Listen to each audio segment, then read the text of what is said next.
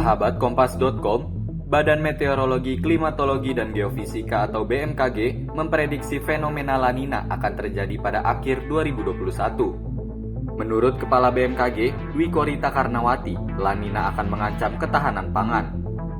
Dua sektor yang dinilai akan sangat terdampak, yakni sektor pertanian dan perikanan. Sektor pertanian akan terdampak akibat banjir, hama, dan penyakit tanaman. Sedangkan pada sektor perikanan, nelayan tidak bisa melaut sehingga membuat pasokan ikan berkurang drastis.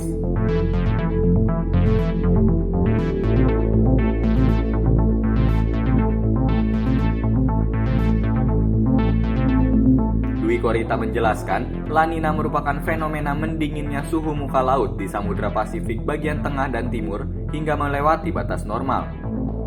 Kondisi tersebut memengaruhi sirkulasi udara global yang mengakibatkan udara lembab mengalir lebih kuat dari Samudra Pasifik ke arah Indonesia. Hal ini mengakibatkan pembentukan awan dalam jumlah besar sehingga membuat curah hujan meningkat di sebagian besar wilayah tanah air.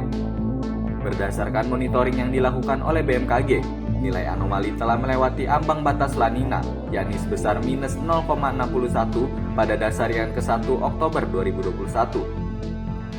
La Nina diperkirakan akan berlangsung dengan intensitas lemah hingga sedang, setidaknya hingga Februari 2022. Memperkirakan bahwa La Nina ini setidaknya akan terjadi hingga level moderat hingga bulan Februari 2022.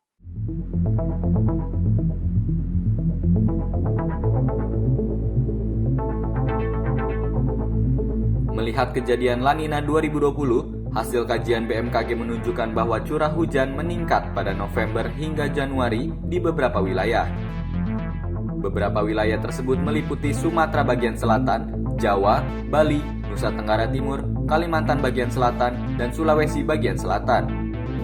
Dwi Korita menyebut, La Nina tahun ini diprediksi relatif sama dan akan berdampak pada peningkatan curah hujan bulanan berkisar antara 20 hingga 70% di atas normal. Selain itu, BMKG juga telah memperkirakan bahwa sebagian wilayah Indonesia akan memasuki periode musim hujan mulai Oktober 2021. Berikut adalah daftar wilayahnya.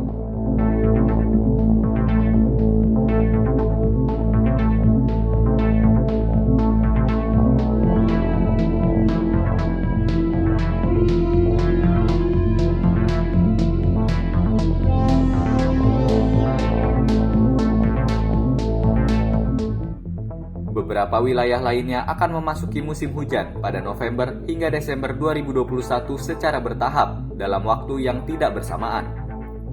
Secara umum, hingga November 2021, diperkirakan 87,7% wilayah Indonesia telah memasuki musim hujan. Sementara pada akhir Desember 2021, BMKG memperkirakan 96,8% wilayah Indonesia telah memasuki musim hujan.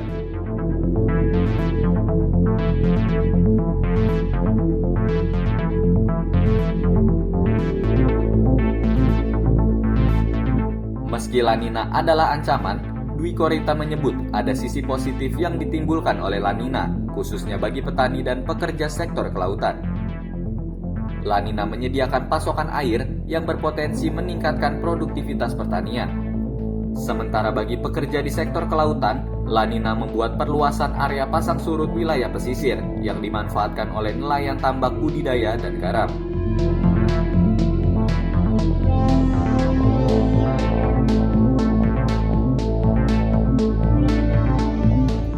Badan Nasional Penanggulangan Bencana atau BNPB meminta Badan Penanggulangan Bencana Daerah atau BPBD di 34 provinsi untuk mengambil langkah kesiapsiagaan menghadapi La Nina.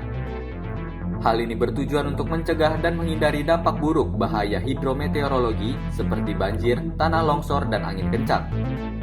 BNPB juga meminta adanya persiapan dini terkait sumber daya manusia, logistik, peralatan, dan persiapan fasilitas pelayanan kesehatan.